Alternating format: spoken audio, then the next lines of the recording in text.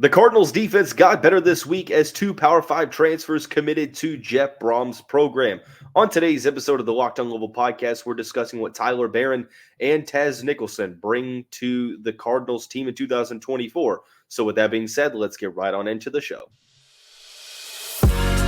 You are Locked On Louisville, your daily podcast on the Louisville Cardinals. Part of the Locked On Podcast Network, your team every day. Hey, what's going on, everyone? Happy Friday. Welcome into another episode of the Locked On Louisville podcast. I'm your host, Dalton Pence. Today's episode brought to you by Gametime. Download the Gametime app, create an account, use the code LOCKEDON for $20 off of your first purchase.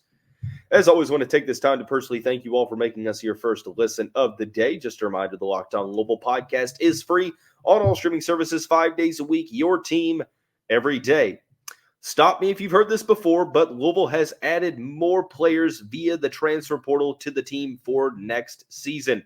This week, two more commitments, Tennessee/Mississippi edge Tyler Baron and Illinois/Mississippi defensive back Taz Nicholson, both committed to Jeff Brohm's program, making this Cardinals defense even better ahead of next season. We'll talk about why that is, and we'll also explain how Jeff Brohm and company have addressed every single defensive need ahead, or every single defensive need that was identified before the transfer portal opened, before the season truly even ended. So with that being said, I do want to thank you all for your patience over the past couple days. I know that I let you all know in the final episode before I went out of town that I was going out of town and that there wouldn't be a show on Tuesday or Wednesday, potentially maybe not even Thursday.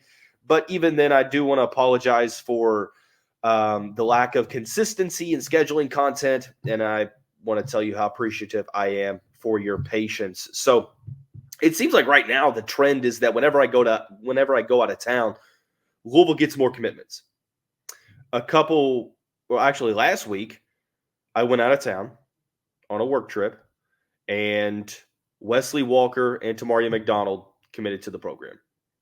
This week, it was Tyler Baron and Taz Nicholson. So, two very solid Power 5 transfers. Tyler Baron was one that when we were talking about Wesley Walker and Tamaria McDonald, that Baron's name got brought up because all three are very good friends. Walker was not committed anywhere at the time, but Tamaria McDonald was committed to Mississippi, like Tyler Baron was, like Taz Nicholson was. But Walker, Baron, and McDonald all played for Tennessee.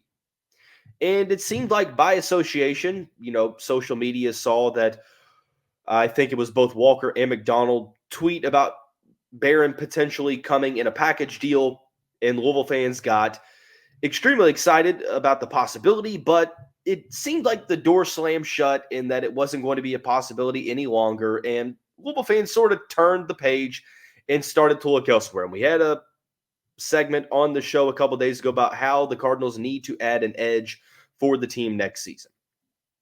And they did it. And they added one of the best edge rushers in the portal. Yet another commitment from Mississippi, or flipped from Mississippi, along with Tamaria McDonald. And it's pretty interesting. Now, I'm not here to talk trash to the Mississippi fan base or anything like that. I'm just pointing out the weird trend that is going on right now of Mississippi commits flipping to Louisville. And Baron was a player that was in line to play a ton. Now, if you talk to the fan base, the rival fan base, they will tell you that, Baron wasn't going to be the starter. They got Walter Nolan, who was going to play on the interior, but there were some other players, potentially BJ Green could end up visiting. But regardless, I feel like however Mississippi fans feel about this, it doesn't take away from how good this move is for the Cardinals. It doesn't take away how good of a player Baron was for Tennessee. Baron was second on the team this past year for the Volunteers in sacks. He spent 4 years with the program, had arguably his best season this year as he had a career high in sacks, had 28 total tackles. Very, very good player. In his career in Knoxville, 48 games, started 19 of them, most of them coming the past 2 seasons, 101 total tackles, 13 and a half sacks, 3 pass breakups, had a forced fumble, had a fumble recovery, 27 tackles for loss. So adding Baron immediately makes your defense better. 2 reasons. Number one, it adds a starting level player that could potentially be an all ACC caliber type player. Also, I think that it helps the position more specifically at the edge rusher spot. It helps Ashton Gelati. It helps Mason Reiger. It helps the interior defensive line. Overall, when you add arguably a top 20 player in the portal to your team, which according to 24/7 Sports, and I've been very vocal that I'm more of a fan of On3's transfer portal rankings than 24/7 Sports, but both have ranked him in the top 25. On3's like just outside the top 20, but 24/7 Sports has him at number 14. So adding a player of that caliber to this defense, to a spot that you could make the case as to whether or not, they could add a starter, but even if they don't, they're still in decent hands. They really just need depth at the position. Well, Jeff Brohm's like, how about I go add a possible all ACC caliber player? Well, obviously that's big time news. And when you watch Tyler Baron, the first thing that stands out is the pass rushing capabilities. And that is something that obviously comes as a huge relief, because not only are you adding depth for your team, but you are arguably upgrading the position. And this is no disrespect to Mason Reiger, because I think that he's going to have a career year for himself in 2024. But when you have a rotation of Gelati, Reiger, and Baron, I think it opens up a ton of possibilities. It raises your ceiling. This is one of those hashtag ceiling raisers that we continually talk about when we discuss players committing to the program. And there have been a couple of ceiling raisers that the Cardinals have gotten both offensively and defensively, but this is most certainly one of them. And to be able to go and get him to flip from an SEC program, I think that it is pretty significant. Whatever the reason behind him leaving Mississippi was, I'm not here to talk about what the reason was. I'm here to talk about that he is a Louisville Cardinal now, and that is big time news. We talk about the pass rush.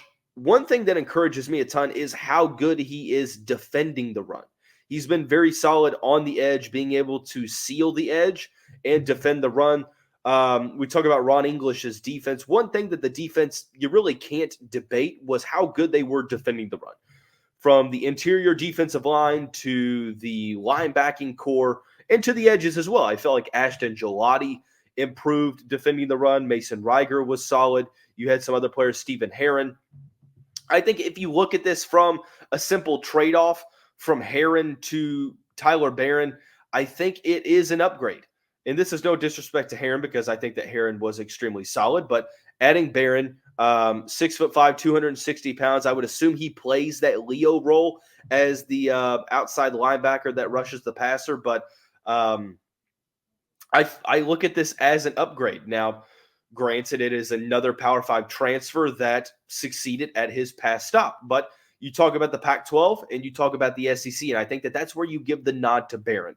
So I feel like more and more we're starting to look at this defense on paper and say, on paper, this is a better defense in 2024 than it was in 2023. And that is pretty encouraging when you talk about projections for this upcoming year.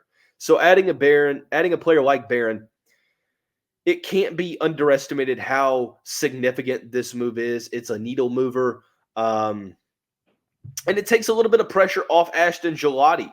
I'm not saying that Reiger or Adonijah Green or potentially a player like TJ Capers, maybe a younger in-state guy like Micah Carter could have, rose into that role. And I'm not saying that they couldn't have, but when you add a player like Baron and you add, a player that is able to take a lot of that attention, and that might have been one of the selling points for Baron to come to Louisville is saying, hey, look, you've got an all ACC guy on the other side. So you're not going to get double teamed. You're going to get opportunities for one-on-one matchups. You're going to have opportunities to win games, a ton of them to be exact, and have an opportunity to compete for a team that can make it to the college football playoff. Obviously, Mississippi has those benefits as well, but you were assuming that Tyler Baron is going to step into a starting role for the Cardinals in 2024. That's not far-fetched. I would probably honestly suggest that's the case. But the pass rush led by Ashton Gelati, Tyler Baron, and Mason Reiger, along with some of the younger players, it's big-time news. I think the pass rush on paper is better in 2024 than it was in 2023. But that's not the only spot that got better on the defense. Taz Nicholson also committed, flipped from Mississippi, and we'll talk about what he brings to the Cardinals cornerback room here momentarily after we talk about our friends over at, our friends over at FanDuel. The playoffs continues for the NFL, but make no mistake about it, there's still time to get in on the action with FanDuel, America's #1 sportsbook.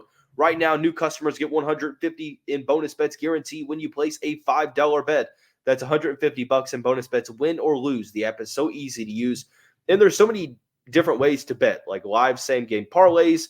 The new Explore tab shows popular bets. The Parlay Hub shows the best way to find popular parlays, and more. Visit FanDuel.com/lockedon and make your first bet a layup. FanDuel is the official partner of the NFL.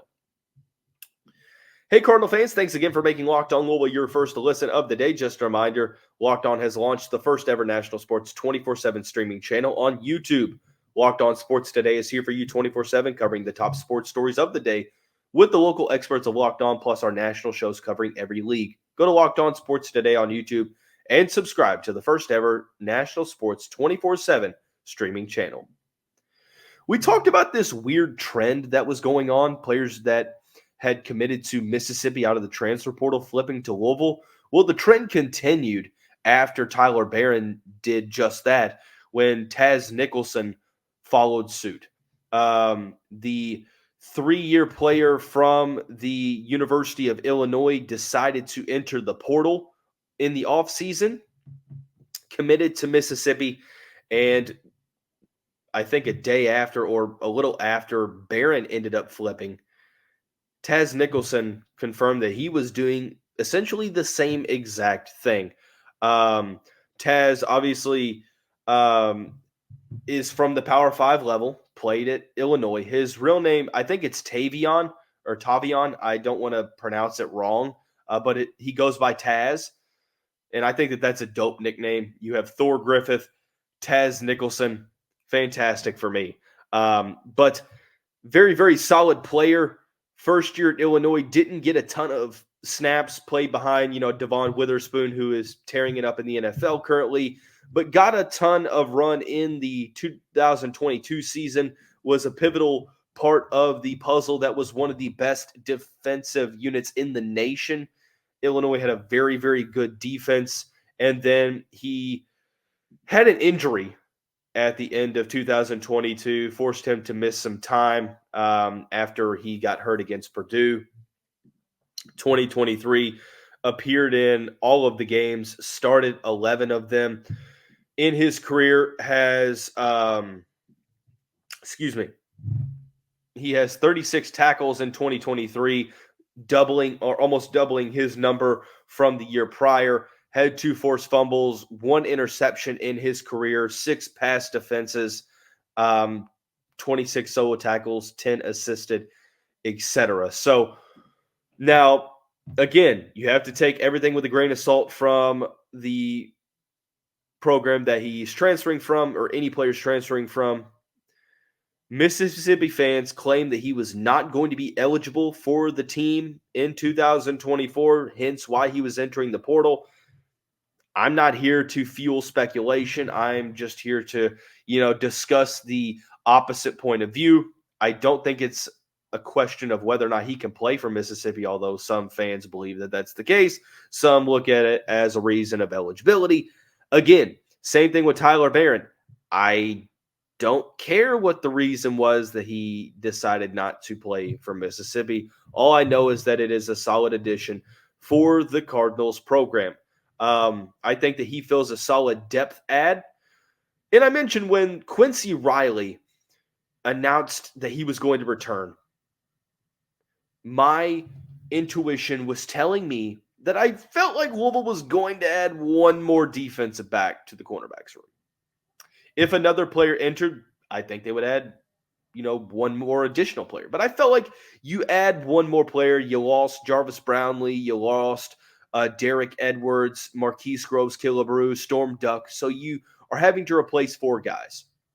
And Quincy Riley returns, so you have Corey Thornton, Tay Holloway, some of the younger players that are back, Marcus Washington, Aaron Williams, the list goes on, right? So I felt like they were going to add some more players via the portal, at least one, as the cornerbacks room is concerned.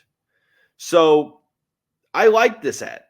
I think that a player like Taz Nicholson has Power 5 experience. He played on a very good defense, played for one of the best defensive coaches in the country at the time, who is now the head coach at Purdue, ironically enough.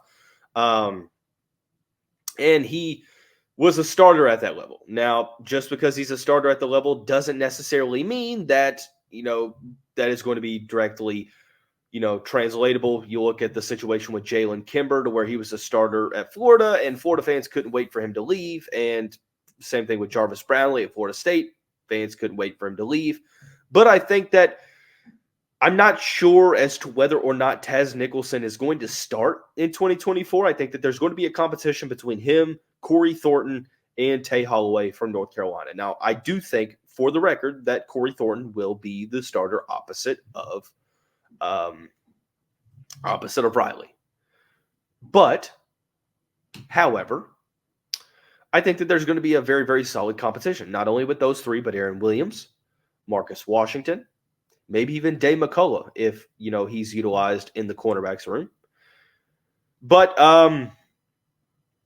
one of the concerns for me with Taz is the penalties. Last year, he got called for a ton of penalties. I think it was 9 penalties in 2023, if I'm not mistaken. I believe I read that correctly. But he has to do a better job of cleaning up his play, not being drawn for as many penalties. And if he can do that, then I feel like, that's going to benefit Louisville, obviously, pretty well. Illinois' defense was penalized a ton, outside of the top 100 in total penalties, which is not good whatsoever. So something to focus on is limiting the penalties. I think that he is solid in coverage, solid in tackling. I'm not sure that he's as good as Jarvis Brownlee when it comes to defending the run and tackling, but pretty solid, playing for a very respectable Illinois defense and starting 11 of 12 games. So I think that he fills a depth role, and that was something that we're going to talk about in the next segment. It's extremely critical. And when players got hurt and, the wear and tear of a college football season took its toll on the Cardinals' defense, I think we saw the secondary get burned more often than not. And you played better offenses, and it showed why depth was critical and why upgrades were critical. And adding a player like Nicholson, I think it's the way to go. Because at the very least, you are addressing depth. And it's a Power 5 player with multiple years of experience. And at the end of the day, I don't really see there being too much of a downfall to this, unless you want to say that it, sort of muddies the waters of, seeing the younger players rise up into the roles. It sort of muddies the overall pathway to get there. But I don't really see that being too big of an issue. I believe that Taz only has 1 year left. He played over 4 games in 3 seasons beginning in 2021. So, yeah, I don't necessarily think that it's really going to be something that is going to play too big or too large of an impact, I should say. But at the end of the day, you're all about improving your team. It's putting your team in the best possible situation to succeed. So I like this addition. And overall, the Cards have addressed every defensive need in the portal, in my opinion. We'll talk about how they've done that and why it's critical that they did that here momentarily after we talk about our friends and the title sponsor of the show, Gametime. This NFL season, I'll be honest, NFL tickets are extremely tough to purchase. They're expensive. It can make for a frustrating ticket buying experience, but Gametime helped me when I went up to Indianapolis and got Colts Raiders tickets. 30 minutes before the games, I found the cheapest tickets, views from my seat, in a last-minute deal that showed an all-in price that I was comfortable with. There weren't any added fees that caught me by surprise to where I went shopping. Gametime will be my preferred vendor of choice moving forward when it comes to buying tickets. It's the only ticketing app that gives you complete peace of mind with your purchase. Take the guesswork out of buying tickets with Gametime. Download the Gametime app, create an account, use the code LOCKEDON for $20 off of your first purchase. Terms apply. Again, create an account, redeem the code LOCKEDON, LOCKEDON, for $20 off. Download Gametime today. Last minute tickets, lowest price, guaranteed. Main thing for me over the past couple weeks as the Cardinals have added multiple players to the defense is that slowly but surely Jeff Brohm and the coaching staff have addressed every defensive need in the portal. And it's critical that they've done so. Now, I am not a big person, or I'm not a big pride person to where I feel like when I feel like I'm wrong or I think I'm wrong, I'll admit it. And when we talked about the things that could hold Louisville back from making the 12-team playoff, I talked about scheme. I felt like the way I went about that wasn't the correct way in doing so. And the more and more I looked into it, the more and more complex it was. I don't think it was a 4-2-5 based defensive package issue. I think at times play calling was the issue. I think at times depth was the issue. I think at times lack of talent in the defensive backfield was the issue. So it was a little bit of everything. I think that addressing the depth needs, upgrading the secondary is a way to help the secondary overall. I think that upgrading the pass rush helps the secondary. So I don't think this was solely a Ron English problem. Let me go ahead and reiterate that I felt like the way I went about explaining that, I don't think it was the right way to do so. And I wanted to clarify that. And it sort of leads me into this point in saying that the way for this defense to get better, not only to get a little bit better play calling, but also just to upgrade the team and upgrade the roster and upgrade the depth. And I feel like some of the additions have led the team in doing so. Tyler Baron, just the guys recently, Tyler Baron, Wesley Walker, Tamarian McDonald, and excuse me, adding in Taz Nicholson helps this team. And I think that the pass rush has gotten better. I think the linebacking core has gotten better. I think the whole defense has gotten better. We'll start at the defensive line. They've addressed the needs. We're still waiting on if Jermaine Lole is going to be getting another season or not. But nonetheless, you've added Tyler Baron, which has helped the defense. I think that it upgrades the pass rush and helps out tremendously. Jordan Gerard from Florida International helps the interior. Thor Griffith, one of the highest rated Pro Football Focus defensive linemen in the country, a guy that a lot of programs were going after. He helps the interior. So you get better on the interior. And I will also, without getting too far off track, highlight roster retention and that Louisville hasn't lost a ton of guys to the portal, ton of key standouts for the team. So you bring back Des Till, you bring back Jared Dawson, and that helps the team. So you upgrade the pass rush, you bring in 2 interior guys that can help the team out next year. Linebacking core, you lost Jackson Hamilton, you lost Keith Brown, you lost Gilbert Frierson. I think that McDonald is going to be the Frierson replacement, but you keep Ben Perry and Antonio Watts, TJ Quinn, Jalen Alderman, Stanquan Clark, TJ Capers. You bring in Geronte Davis from Jackson State or from Mississippi.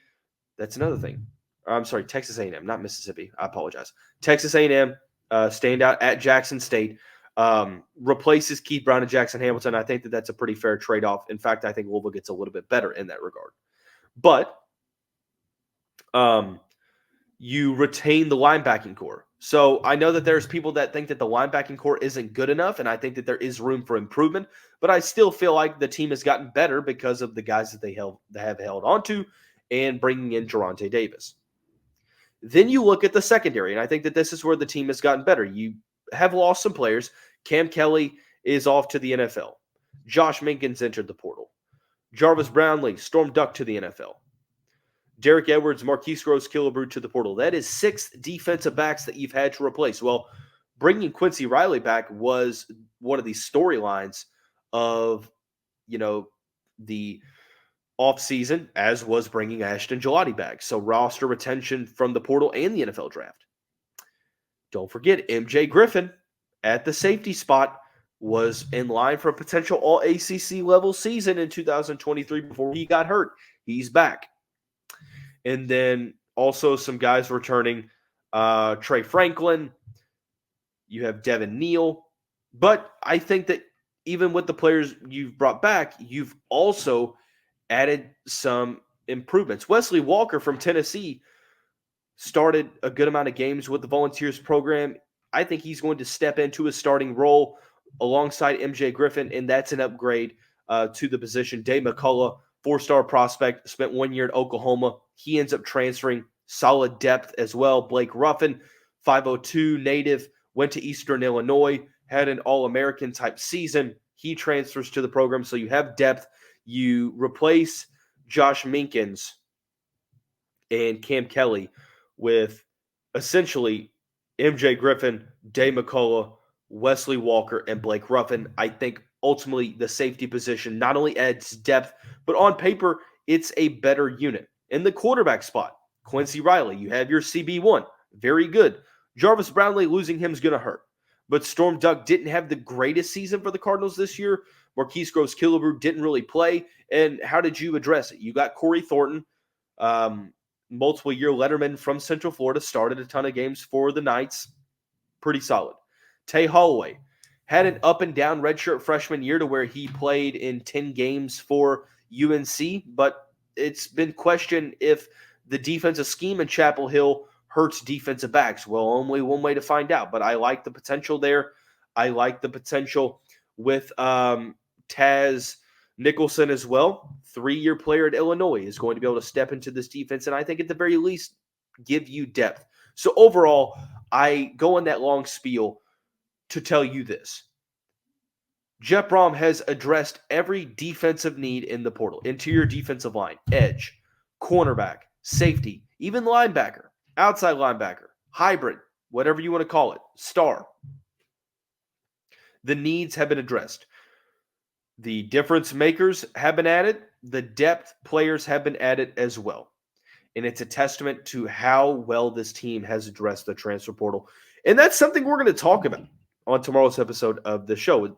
Without further ado, I'm going to wrap up today's show. Everyone have a great day. We will see you right back here.